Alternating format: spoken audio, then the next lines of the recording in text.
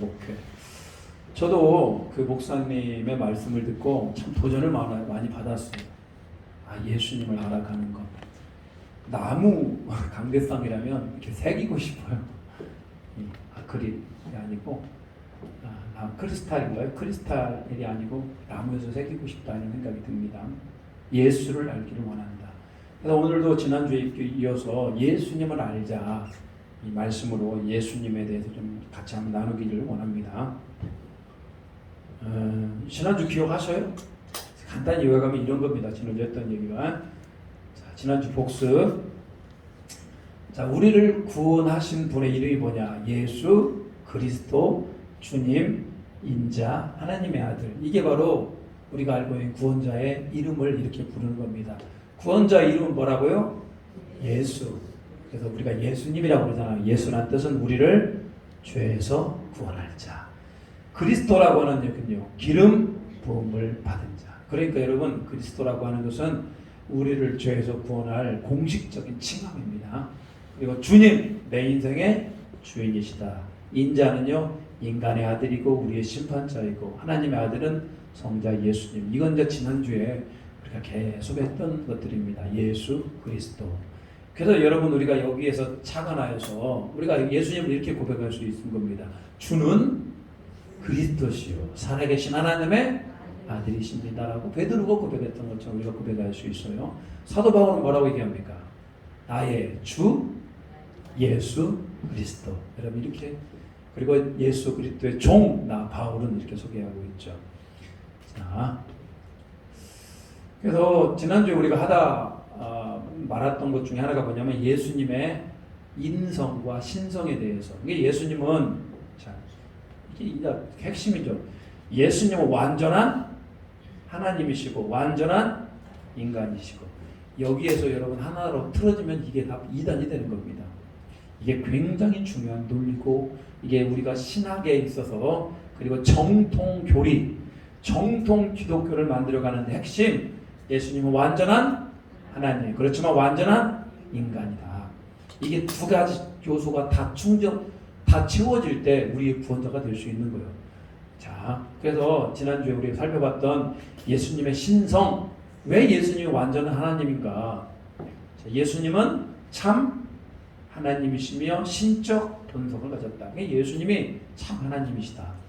그렇게 얘기하는 게 뭐냐면, 이렇게 예수님이 하나님이라는 증거는 예수님께서 자신을 뭐라고 불렀다고요? 하나님이라 불렀다. 나를 본 것은 또 누구를 본 것이다? 아버지를 본 것이다. 나와 아버지는 하나이다. 그러니까 너희들이 예수님 자신을 뭐라고 부른 거다? 하나님이라고 부른 겁니다. 예수님뿐만 아니라 제3자를, 예수님의 제자들을, 그리고 예수님 앞에 은혜를 받았던 사람들이 예수님을 뭐라고 고백합니까? 하나님. 예수님은 나의 하나님이십니다. 이렇게 고백을 합니다. 세 번째, 예수님께서 하나님께로부터 경배를 받아요. 여러분, 예수님이 만약에 하나님보다 낫다면, 예수님이 하나님보다 낫다면 하나님이 예수님을 경배합니까? 이상하잖아요. 안 그래요? 왜 하나님이 경배받아야 되실 분이 그의 아들 예수님을 경배를 하겠습니까? 예수님과 하나님은 뭐이기 때문에? 동일하신 분이기 때문에. 그게 맞잖아요. 하나님이 어느 자연에게 경배한 적이 있습니까? 말이 안 되잖아요. 하나님이 경배하면 그분이 더 높은 거지 않습니까? 여기에서 우리는 하나님과 예수님은 뭐다? 예수님이 하나님과 동일하신 분이다라는 걸 알 수가 있어요. 예수님께서는 누구만이 하실 수 있는 일을? 하나님만이 하실 수 있는 일을 하셨다. 그러니까 여러분이 이 네 가지를 얘기하면 100점. 예수님이 완전한 하나님이신 걸 증거해봐라. 예수님이 왜 완전한 하나님이냐라고 만나면 여러분 뭐라고 대답할 겁니까? 첫째, 예수님은 스스로가 나는 뭐라고 그랬다? 하나님이라고 그랬다. 나를 본 것은 아버지를 봤다고 그랬다. 둘째, 예수님의 제자들뿐만 아니라 예수님을 만났던 사람들이 예수님을 하나님으로 고백한다. 셋째, 하나님이 예수님을 경배했다. 넷째, 하나님이 하실 수 있는 일을 누가 하셨다? 예수님이 하셨다. 여러분 이렇게 얘기하면 몇 점? 100점. 여러분 이런 아무것도 아닌 것 같은데 여러분 나중에 이단 만나면 이렇게 똑부러지게 얘기해 주면 얼마나 좋을까요? 이단들은 예수님이 하나님이 아니래요. 하나님이 만드신, 하나님보다 약간 낮은 위치에 있다라고 얘기합니다. 그러면 저걸로 딱 얘기하는 거 아니야. 예수님은 하나님이라고 본인이 그랬고 주변의 사람들이 그렇게 했고 하나님이 경배했고 예수님만이 하나님의 능력을 행하셨어. 이렇게 얘기하면은 아주 좋겠다. 자, 오늘은 지난주에 이어서 인성, 예수님은 그러면 완전한 하나님이시면서 완전한 인간인가? 예, 완전한 인간입니다. 보겠습니다. 인성이라고 하는 건 뭐냐? 예수 그리스도는 참으로 한 사람이 뭐다? 인간이다. 한 인간이다. 여러분, 예수님이 한 인간이 되셨어요. 자, 증거, 자타의 호칭을 통해 예수 그리스도께서 인간임을 알 수 있다. 예수께서 자기 자신을 뭐라 불렀다? 사람이라. 본인은, 예수님께서는 나를 본 것은 아버지를 보았다. 나와 아버지는 하나라고 말씀하셨던 그분이 또 본인은 뭐라고 얘기합니까? 본인은 사람이라고 얘기합니다. 지금 하나님께 들은 진리를 너에게 말한 누구인? 사람인 나를. 자기 자신을 뭐라고 불렀다? 사람이라고 불렀다. 자, 예수 그리스도께서 인성을 취하셨다고 말하기 때문입니다. 자, 원래 하나님의 영이셨고 원래 제2위 성자 예수님이 성육신, 육신을 입고 이 땅에 오셨다. 성육신 하셨다. 말씀이 뭐가 됐다? 육신이 되어서 우리 가운데 거하심에 우리가 그의 영광을 보니 아버지 특성의 영광이 은혜와 진리에 충만한다. 그러니까 그 하나님이 뭘 입었다? 육신을 입었다. 여러분, 육신을 입으면은 그게 바로 뭡니까? 사람이죠. 하나님은 육신을 입지 않죠. 여러분, 그렇지만 하나님의 아들이 육신을 입고 이 땅에 오셨다. 그래도 완전한 인성을 취하기 위해서는 일단 뭐가 있어야 됩니까? 육신이 있어야 완전한 인간이 되는 거 아니겠습니까? 오늘이 예수님이 성육신 하셨다. 인간의 몸으로 이 땅에 육체를 입고 오셨다. 그리고 인간은, 자, 인간의 기본적인 몸과 뭘로 구성되어 있습니까? 영혼으로 구성되어 있죠. 그가 먹을 때 이르되 받으라 먹으라 이것은 내 뭐라고요? 몸이라. 이에 말씀하시되 내 마음이 매우 고민하여 죽게 되었으니. 자, 그러면서 이제 쭉 말씀이 있습니다만 예수님은 내 영혼을 아버지 손에 부탁하나이다. 그러니까 본인이 육신도 있지만 본인은 뭐도 있습니까? 영혼도 있어요. 그러니까 사람은 육신 플러스 영혼으로 되어 있지 않습니까? 이렇게 예수님은 몸이라는 것도 있었고 무엇도 있었다? 영혼이라는 것도 있었다. 우리 인간과 똑같아요. 그리고 예수 그리스도께서는, 자, 다른 사람과 같이 인간으로서 뭐했다? 경험했다. 인간으로 성장하였다. 예수님이 태어날 때부터 어른으로 태어났습니까? 그러지 않죠. 태어날 때 뭘로 태어납니까? 갓난아기로 태어나요. 그리고 갓난아기는 엄마의 젖을 먹고 여러분 살잖아요. 똑같이 우리가 걸었던 그 길을 똑같이 걸었습니다. 자, 인간으로 성장했고요. 그렇지만 성경은 예수님이 지혜가 자라고 키가 뭐였다? 자랐다. 그래서 우리가 항상 우리 자녀들을 위하여, 그리고 여러분 손주를 위하여 기도할 때 예수님이 키와 지혜가 자라갔던 것처럼 우리 아들이, 우리 손주가 이렇게 자라가게 해달라고. 그리고 여러분 이 말씀을 근거로 여러분 우리가 기도하지 않습니까? 안 그래요? 여러분 그렇게 하셔야 돼요. 그냥 하나님 얘기 복 주세요 이렇게 하지 말고 말씀의 근거로 해서 예수님이 자라면서 지혜와 키가 자랐던 것처럼 이 아이가 키가 자라게 하시고 지혜가 자라게 하시고 인격이 자라게 하시고 믿음이 자라게 하시고, 여러분 이렇게 말씀의 바탕으로 기도하면 얼마나 좋아요. 예수님도 뭐 했다? 성장하였다. 여러분 완전한 인간이었기 때문에 그런 겁니다. 인간으로서 핍절 상태와 고난에 처하였다. 예수님이 시험을 받아 고난을 당하였다. 여러분 예수님도 고난을 당합니다. 안 당할 수가 없어요. 왜? 예수님도 완전한 인간이기 때문에.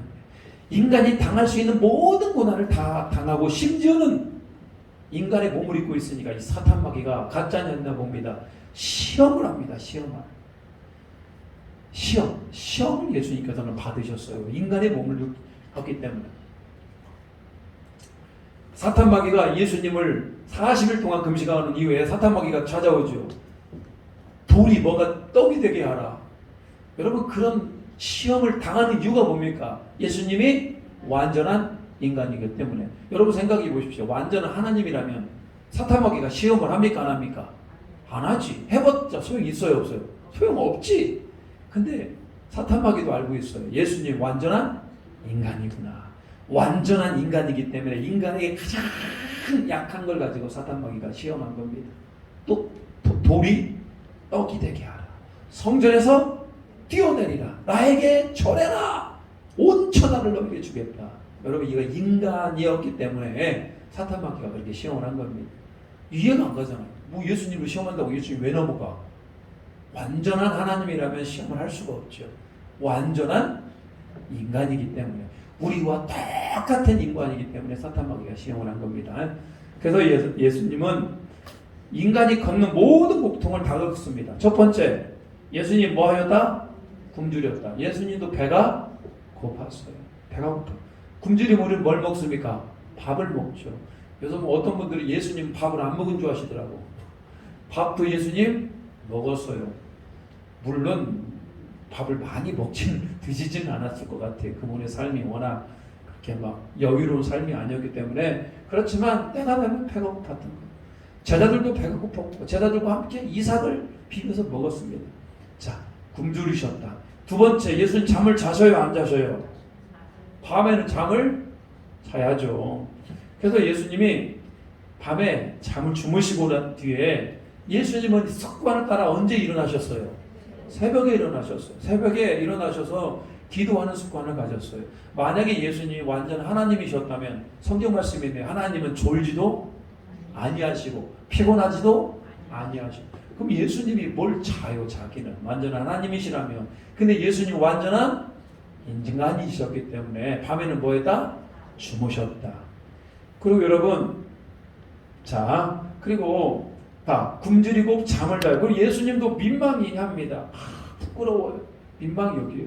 왜? 사람의 마음에 그런 마음이 있기 때문에. 예수님 목 마릅니까? 안 마릅니까? 목 마르지. 십자가상에서 내가 목마르다. 여러분 사람은 여러분 목이 마릅니다. 갈증을 해결하기 위해 생수가 필요해요. 목말랐고요. 예수님 땀 흘리셔 안 흘리셔요? 땀 흘리시죠. 심지어 기도를 했는데 그 땀이 얼마나 열심히 기도했는데 땀방울에 뭐가 섞였습니까? 피방울이 섞였죠. 땀이 피가 될 때까지 예수님 기도하셨죠. 그리고 예수님도 피곤합니다. 예수님이 하도 피곤해서 배 타고 건너갔을 때 배 고물에서 예수님이 주무시고 계시잖아요. 왜 그랬을까요? 예수님도 육신에 연약한 몸을 입었기 때문에 그렇습니다. 사람은 누구나 다 피곤합니다.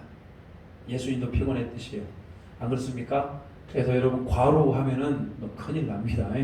자, 예수님도 때로는 근심합니다. 예수님도 화를 냅니다. 언제까지 내가 너희들과 함께 있어야 되겠느냐? 이 믿음이 약한 것들아. 예수님도 노하셨어요. 그리고 예수님도 눈물을 흘리셨어요. 예수님이 뭘 보고 눈물을 흘렸었을까요? 예? 그렇죠. 나사로가 죽었을 때. 여러분 사람이 죽는 게 참 안타까운 일 아닙니까? 그렇지만 여러분 사람이 죽어서 천국을 가서 우리 천국에서 만난다고 우리가 그렇게 얘기하자면 그것도 기쁨입니다만 우선 당장 사람이 죽고 함께 할 수 없는 것은 슬픈 거 아닙니까? 예수님도 사랑하는 나사로가 죽었을 때 눈물을 흘리셨어요. 또 언제 눈물을 흘리셨을까요? 예수님이 그 장차 지금 헤롯 성이 있는데 헤롯 성전이 있는데 로마라는 군대가 쳐들어와서 예루살렘 성을 싹 짓밟아버리고 거기에 아이들을 다 잡아가고 이런 것을 보면서 예루살렘아 예루살렘아 하면서 예수님이 무너져가는 예루살렘 보면서 눈물을 흘리셨거든요. 예수님도 분명히 이렇게 눈물을 흘리시는 분이셨다. 근데 요즘은 교회가 망해가는 것 가운데 예수님이 눈물을 많이 흘리실 것 같아요. 교회가 여러분 한국 교회가 얼마나 대단하게 성장했습니까? 한국 교회 이전에 유럽에서 얼마나 많은 교회들이 성장했어요. 복음의 꽃을 피웠던 유럽, 영국, 프랑스, 체코, 독일 다 종교 개혁이 일어나서 복음의 꽃을 피웠던 그 유럽이 지금 유럽 사회에 교회에 가보면은 그렇게 큰 성당에 나이 많으신 한 20명 분들이 한 20여 명 믿는 게 전부라는 거예요. 젊은 사람이 없어요. 뭐 저도 그것이 사실이 아니기를 원합니다만 그 많은 성전들이 다 지금 세상 것을 팔려나가고 있어요. 이슬람에 팔려나가는 데도 있고 라이트 클럽에 팔려나가는 데도 있고 카페로 팔려나가는 데도 있고 통계 저번에 유튜브 보니까요 해마다 많은 교회들이 팔려나가고 있어요. 하나님을 예배하고 하나님을 찬양하고 하나님 중심으로 살았던 사람들이 점점 하나님 멀리 떨어져 가고 있는 상황 가운데 우리 예수님은 참 많은 눈물을 흘리고 있더라 이 말이에요. 근데 그런 현상이 지금 어디에도 나타납니까? 이 대한민국도 나타납니다. 코로나 이후에 더 가속화가 될 겁니다. 믿으려면 확실히 믿고 대충 믿는 사람들은 다 떨어져 나가고 있어요. 그리고 믿는 사람들의 더더욱 더 신앙생활 하기가 힘든 시절이 점점 오고 있어요. 우리 가운데. 예수님 눈물 흘리고 계신다. 저는 우리 에덴 장로교회가 우리 교회를 보면서 우리 예수님 눈물 흘리지 않고 기뻐하는 교회가 되기를 축복합니다. 정말 기뻐하는 교회가 되어야 돼요. 다른 것 없어요. 우리는 연약해요. 연약해요. 그렇지만 우리가 예수님을 붙들고 날마다 예수님 따라가려고 하면 돼요. 어떻게 완벽히 신앙생활 합니까? 마지막으로 예수님도 뭐 하셨다? 죽으셨다. 물론 자기 죄로 죽은 건 아니고 우리의 죄를 뒤집어 쓰고 죽으셨어요. 여러분 잘 보십시오. 예수님도 이게 하나님이시기 때문에 나타난 특징입니까? 인간이었기 때문에 나타난 특징입니까? 인간이었기 때문에. 여러분 이게 엄청 큰 은혜가 있어요. 예수님은 무죄한 인간이었다. 죄가 있습니까? 없습니까? 죄가 없어요. 그리스도는 완전한 인간이었으나 모든 인간이 지고 있는 죄성을 가지지 않았다. 이게 참 대단한 거예요. 모든 인간이 받는 고통과 고난과 인간의 길은 다 걸었어요. 그런데 죄는 없으셨다. 그는 죄를 범하지 아니하시고 그 입에 거짓도 없으시며 그에게는 죄가 없느니라. 예수님이 죄가 없는 이유가 있어요. 태어날 때부터 예수님은 누구를 통해 태어났다? 동정녀. 우리는요 누구의 피가 흐르는데? 여러분과 저는 누구의 최초의 인간 아담의 피, 범죄한 피가 흐르는데 예수님은 누구의 동정녀를 통해서 그 아담의 죄가 전가되지 않습니다. 본인 스스로가 죄의식이 없을 뿐 아니라 도덕적 과오도 없고 죄사함이나 중생도 필요 없고 자기의 죄로 책잡아 이게 죄를 지은 적이 없어요. 이런 것은 완벽한 하나님이십니다. 아시겠죠? 이 땅을 오실 때 죄 없이 오셨고 이 땅을 살아가는 것은 완벽한 하나님의 속성이시죠.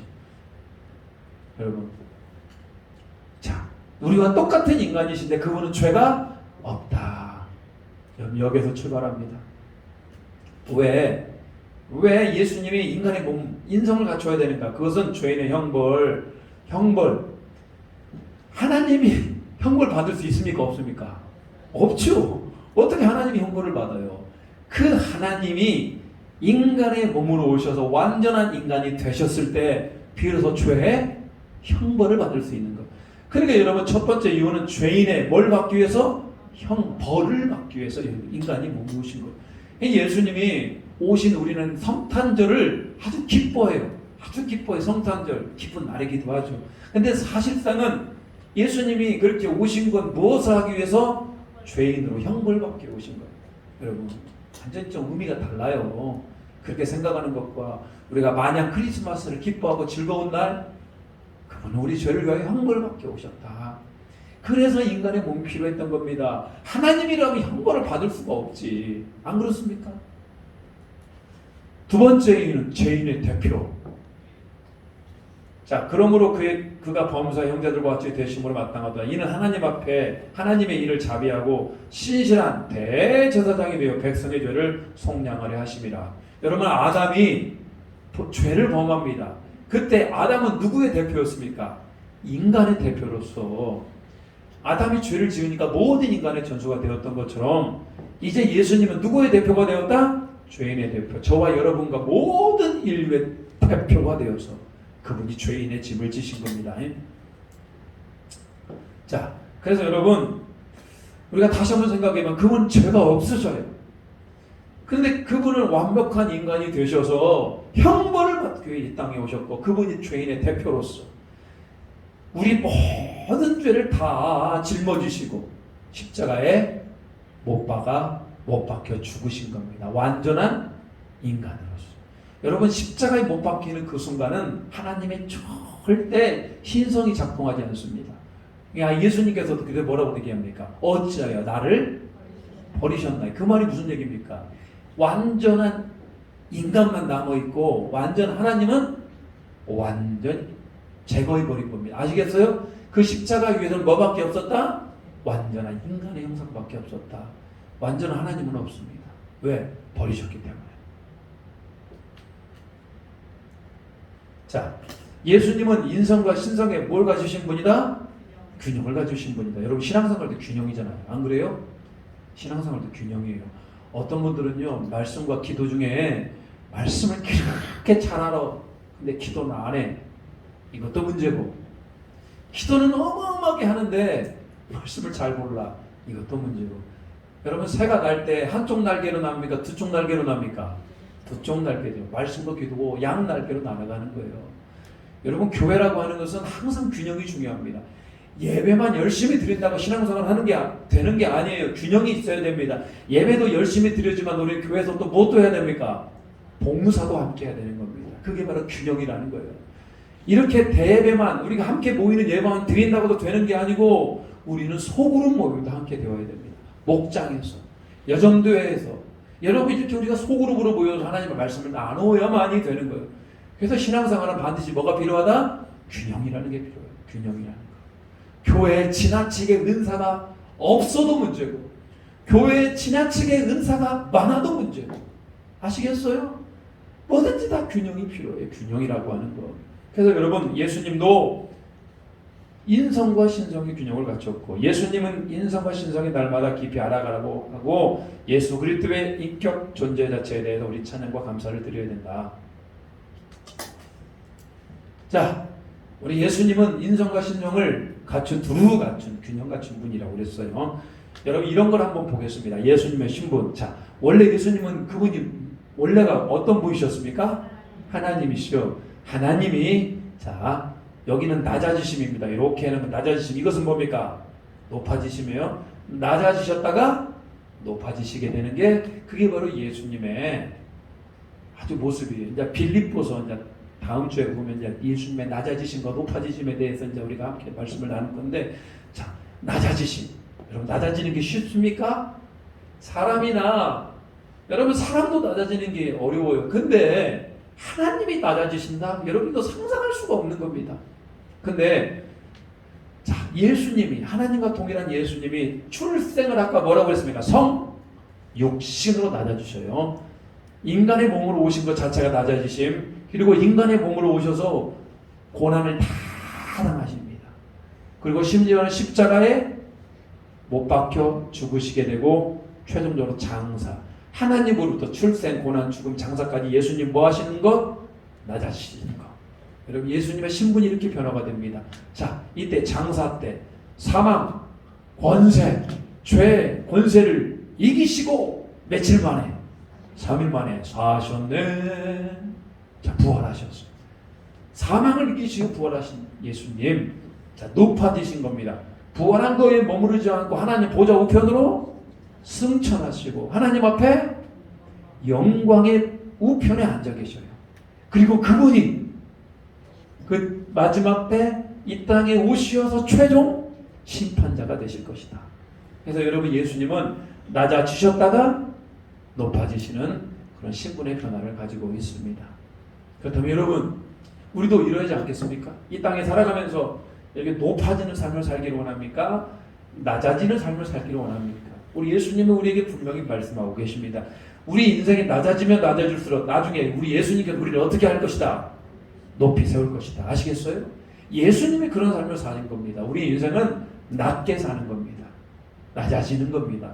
그리고 그러면은 나중에 우리 주님께서 우리를 높여주실 거다. 자 보겠습니다. 예수 그리스도 낮아지심.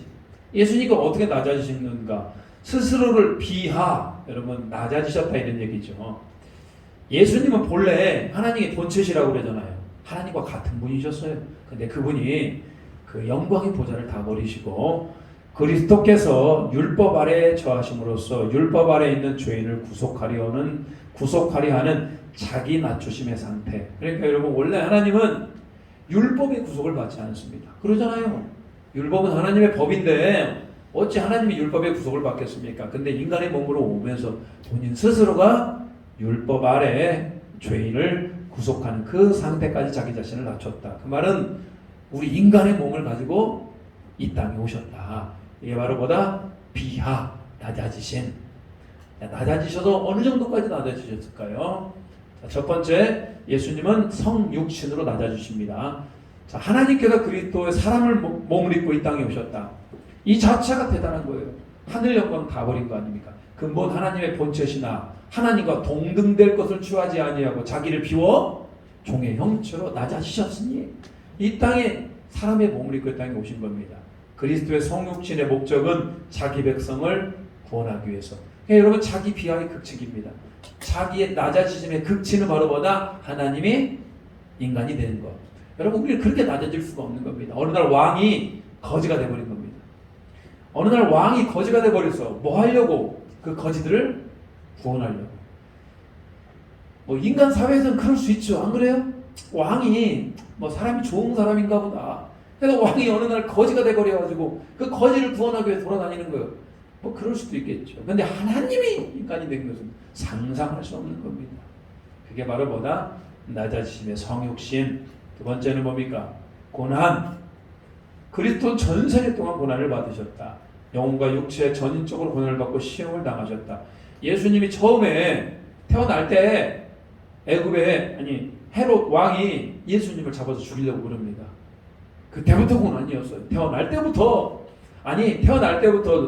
근사한 호텔방에 태어났습니까? 마구간에서 그 더러운 말 밥통에서 태어났잖아요. 그것부터 고난이었어요.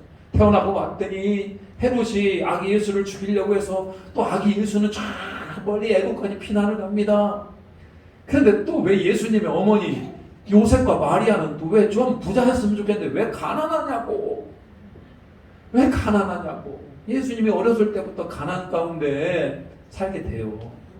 그리고 아버지가 했던 목수일을 도와주면서 그는 또 그 사탄 마귀가 어떻게 그렇게 예수님을 많이 시험을 합니까? 뿐만 아니라 예수님이 사역하는 기간 내내 유대인의 최고의 종교 지도자였던 대제사장들, 바리새인들, 서기관들, 하여튼간 높은 사람들은 다 예수님을 공격하네. 여러분, 예수님도 하루도 마음이 편할 날이 없었어요. 그가 인생 가운데 고난의 역사였다. 그만큼 낮아지셔서 하나님이 인간의 몸으로 오셔서, 그리고 십자가에 최종적으로 죽으심. 자, 그리스도의 죽음은 본인의 죄와는 전혀 관계가 없다. 본인은 죄를 지은 적이 없어요. 누구의 죄를 위해서? 인류의 범죄의 대가를 지불하기 위해서. 로마서 5장 8절 같이 읽겠습니다. 시작. 우리가 아직 죄인 되었을 때 그리스도께서 우리를 위하여 죽으셨다. 우리를 위해서 그리스도께서 죽으셨다. 여러분, 이게 바로 죽으심입니다. 죽으심. 자, 하나님은 예수 그리스도가 온 인류를 대표하여 죄악의 삭신 사망을 지불하도록 사법적 형벌을 부과하셨다. 여러분, 공식적인, 하나님 앞에서 공식적인 죽음, 모든 인류를 대표해서 죽으신 것입니다. 그리스도께서 가장 극단적인 형벌은 십자가형에 저어진 것은 우리가 받아야 될 형벌과 저주가 그만큼 중하기 때문이다. 사실은 그 십자가 앞에 누가 달려야 됩니까?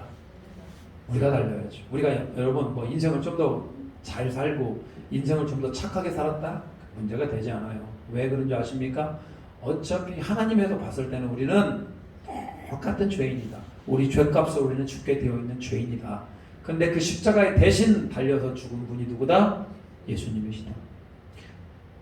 여러분, 극단적인 십자가, 그게 바로 우리가 져야 될 죄였습니다. 마지막으로 예수님은 모든 십자가 끝에 그분이 흙으로 돌아가는 죄로 말미암아 형벌 중에 하나인 예수님은 장사, 무덤에서 돌무덤에서 장사가 됩니다. 자, 그렇게 장사를 지내고 나면 그 온 육체는 이제 뭘로 돌아갑니까? 흙으로 돌아갑니다. 너는 흙이니 흙으로 돌아갈지니라. 성경이 그리스도께서 무덤에 머무신 것은 비하였음을 명백히 물으신 것이 비하였음을 명백히 암시하고 있다. 무덤에 머무는 것 자체도 뭐였다? 예수님의 낮아지심이었다. 며칠 동안 무덤에 계십니까? 3일 동안 무덤에 계시죠. 무덤에 계실 동안 예수님이 하신 일이 뭡니까? 그냥 누워만 계셨을까요? 사망 권세와 싸우셨죠. 죄의 권세와 싸우시죠. 그리고 나서 그런 모든 것들을 밟아서 이기시고 그분이 높아지게 됩니다. 아까 낮아지심을 비하라고 그랬죠. 높아지심은 뭡니까? 승귀. 여러분 이런 어려운 단어는 그냥 몰라도 됩니다. 그냥 낮아지심, 높아지심. 그리스도의 높아지신 분이란 그리스도께서 십자가에 죽으심으로 율법의 요구에서 완전히 복종하신 다음 그 지배로부터 벗어나 본래의 존귀와 영광의 자리에 오르신 것. 그러니까 원래는 그분이 하나님이시잖아요. 율법 아래에 있다가 그 율법을 다 이루시고 그 율법을 완성하시고 그 하나님 보좌 위로 다시 올라가신 것. 그게 바로 뭐다? 그리스도의 높아지심. 자, 부활 사셨네. 그 예수 그리스도는 예수 자신의 예언과 성경의 예언대로 며칠 만에? 3일 만에 부활하셨죠. 사망 권세를 이기시고 3일 만에 부활하시고, 그리스도의 부활은 죽음의 권세를 굴복시켰고 그리스도의 부활은 그 하나님의 아들이심을 확정했다. 우리 창세기 보면은요, 뱀이 그 뒤꿈치를 물어버립니다. 그러니까 그 사람이 뱀의 머리를 밟아버리잖아요. 그분이 누구십니까? 예수님. 마찬가지입니다. 저렇게 예수님이 낮아지셨다가 뱀이 뒤꿈치를 분 것은 십자가 사건을 의미합니다. 그렇지만 궁극적으로 뱀의 머리를 밟아서 최종 승리를 하신다, 이런 얘기죠. 부활함으로 말미암아 하나님의 아들로서 악한 영을 이겨버립니다. 자, 그리스도는 영화된 몸을 입고 부활하셨다. 그리스도는 이제 새롭게 된 하나님을 기뻐하는 그런 몸으로 부활하셨고요. 그리스도의 부활은 성도의 부활과 영생을 보장하는 근거가 된다. 그래서 예수님이 사망 권세에서 부활하셨듯이 여러분, 우리도 예수님이 재림하실 때 다 어떻게 될 것이다? 부활하게 될 것이다. 죽은 자들은 다 부활합니다. 그러면 살아있는 분들은요? 변화되죠. 그래서 어떤 분들이 물어봐요. 화장하면 됩니까? 안 됩니까? 왜냐면 화장해서 재가 되면 나중에 예수님 오실 때 몸을 찾을 수 없을 거라고. 어차피 땅에 묻어도 어떻게 됩니까? 흙이 돼서 다 없어져요. 어디에 있는지 이제 몰라요. 누가 거기에 실수라도 포크레인을 파버리면 어떻게 찾을 겁니까? 그게 아니고 부활하실 때 그 몸이 완전히 그거 말고 지금 우리 갖고 있는 이런 몸뚱아리 말고 완전히 새로운 몸으로 여러분 우리는 다시 변화될 겁니다. 할렐루야. 어떻게 변화될까요? 그건 잘 모르겠어요. 근데 너무나 상상되고 너무나 기쁠 것 같아요. 근데 내 몸이 내가 알지 못했던 너무나 신령한 몸으로 변화되는 거. 아이고 주님.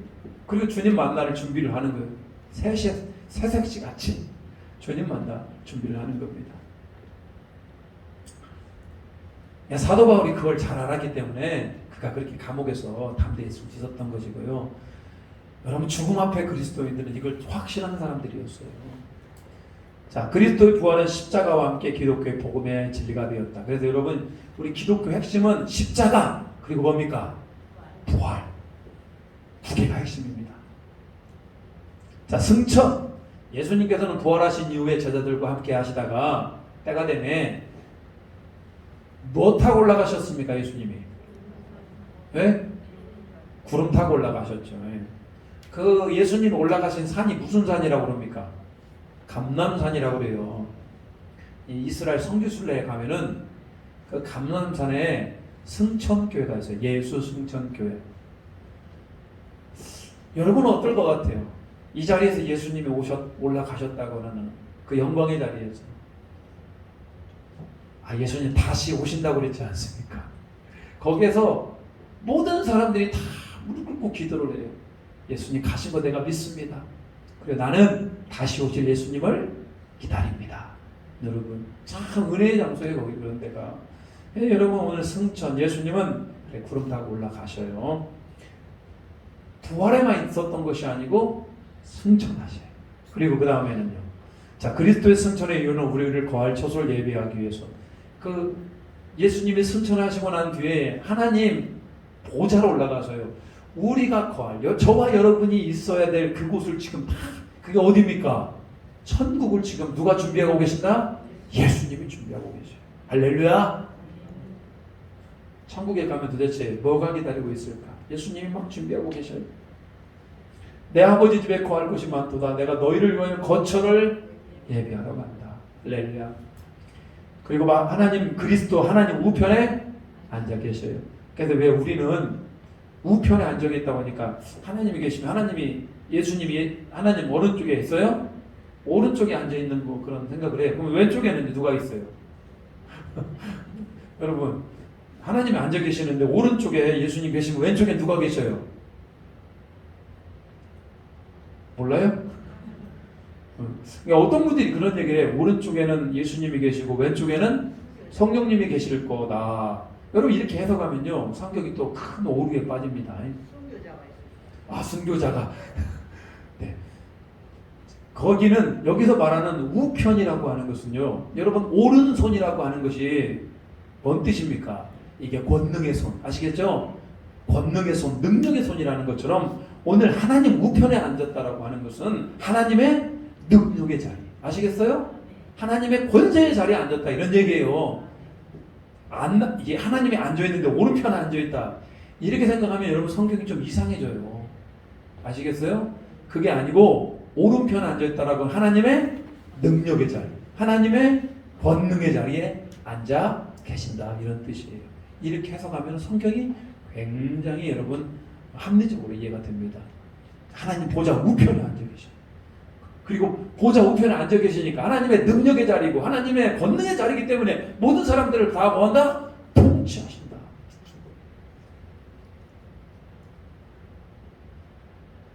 그리고 하나님 보좌 우편에 앉아 있는 동안 우리를 위하여 중보사역을 계속 하십니다.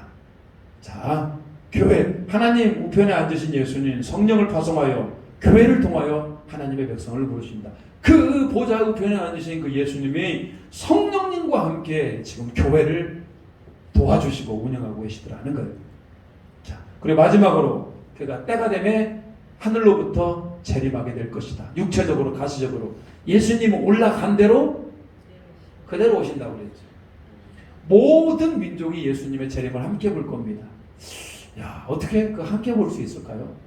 예수님 오시는 걸 모든 민족들이 다 봐요. 마지막에 무슨 소리가 난다고요? 나팔 불 때 나의 이름. 막 그 전에는 여러 가지 많은 현상들이 일어날 것입니다만 큰 나팔 소리와 함께 예수님 재림하게 될 것이다. 예수 그리스도의 재림은 피할 수 없는 영광 중에 이루어질 것이고 예수님께서 세상을 심판하시고 그의 백성들을 구원을 완성시키기 위해 재림할 것이다. 인자가 구름을 타고 능력과 큰 영광으로 오는 것을 보리라. 아멘. 그 예수님을 볼 수 있기를 축복합니다. 오늘 말씀을 정리합니다. 예수님 원래 하나님이셨어요. 그가 육신의 몸을 입고 이 땅에 성육신합니다. 그리고 이 땅에서 고난을 받으셔요. 고난의 극치였던 십자가의 형의 죽음을 맞이하고 3일간 장사의 길에 갑니다. 그렇지만 하나님께서 그를 부활로서 부활하신 예수님이 승천하신 예수님은 하나님 보좌 우편에 앉아 계시고 최종적으로 우리를 심판하기 위하여 재림하실 낮아지심과 높아지심의 예수님 우리가 온전히 믿기를 소망합니다. 그리고 우리는 이 땅에서요 좀 더 낮은 위치에서 살아가는 자들이 되기를 바랍니다. 우리 같이 한번 기도합니다. 오늘 예수 그리스도를 알아가는 일에 우리가 최선을 다하여 주시옵소서. 예수님이 낮아지셨던 것처럼 우리도 낮은 자여 살아가기를 원합니다라고 기도합니다. 주여 아버지 하나님 오늘도 은혜 주심을 감사드립니다. 오늘 우리 가운데 아버지 하나님 주님의 이름을 높이게 하여 주시고 주님 앞에 나아가는 자들이 되기를 소망합니다. 모든 영광을 받으시옵소서. 주님 바라기는 아버지 오늘 예수님이 하나님 선육신하여서 이 땅에 오시어서 이 땅의 모든 고난을 당하여 주시고 하나님 우리가 하는 모든 것들을 하나님 감당했던 것처럼 우리가 능히 감당하는 자가 되게 하시고 능히 이루는 자가 되게 하시고 눈이 높이는 자가 될 수 있도록 주여 붙들어 주시옵소서. 우리 안에 놀라우신 하나님의 은혜와 평강이 함께 하려 소망합니다. 주여 도와주시고 주여 하나님 함께하여 주시고 주여 은혜 위에 은혜 맺기를 소망합니다. 오늘 아버지 우리 예수 그리스도를 더 알기를 원합니다. 예수 그리스도의 무한한 영광을 알기를 원합니다. 우리 날마다 하나님의 은혜와 평강이 넘쳐날 수 있도록 주님 도와 주시옵소서. 하나님 오늘도 우리 찬양 예배 가운데 주님을 마음껏 찬양하게 하시고 예수 그리스도를 알아가게 하심을 감사드립니다. 예수님이 완전한 하나님이시고 완전한 인간임을 알고 특별히 하나님 예수님이 성육신하여 이 땅에 오시고 이 땅에 고난을 당하시고 십자가의 고난과 장사까지 하며 낮아지셨지만 하나님께서 그를 부활하시고 승천하시어서 하나님 보좌 우편에 앉아 계시다가 우리를 심판하기 위해 오심을 믿고 그 날을 준비할 수 있는 우리 모두가 되게 주님 도와 주시옵소서. 예수님이 땅에서 낮아졌던 것처럼 우리가 예수님을 본받아 우리도 낮아지는 삶, 순종의 삶, 하나님을 기뻐하는 거룩한 믿음의 삶을 살아갈 수 있도록 주님 도와 주시옵소서. 코로나 확진으로 인하여서 예배 함께 할 수 없는 우리 성도들이 있습니다. 하나님 후유증 없이 하나님 깨끗하게 잘 치료받고 또 회복하여 함께 나와 예배할 수 있도록 주님 도와 주시옵소서. 우리 안에 장로교회가 서로를 위하여 기도하며 믿음의 좋은 공동체를 만들어갈 수 있도록 주님 붙들어 주시옵소서. 모든 영광 올려드리오며 뜨거운 여름날에도 우리를 강건하게 지켜 주시옵소서. 예수님의 이름으로 기도 올리옵나이다. 아멘. 끝나고 바로 당회하도록 하겠습니다. 하늘에 계신 우리 아버지, 아버지 이름을 거룩하게 하시며 아버지의 나라가 오게 하시며 아버지의 뜻이 하늘에서와 같이 땅에서도 이루어지게 하소서. 오늘 우리에게 일용할 양식을 주시고 우리가 우리에게 잘못한 사람을 용서해 준 것 같이 우리 죄를 용서하여 주시고 우리를 시험에 빠지지 않게 하시고 악에서 구하소서. 나라와 권능과 영광은 영원히 아버지의 것입니다. 아멘.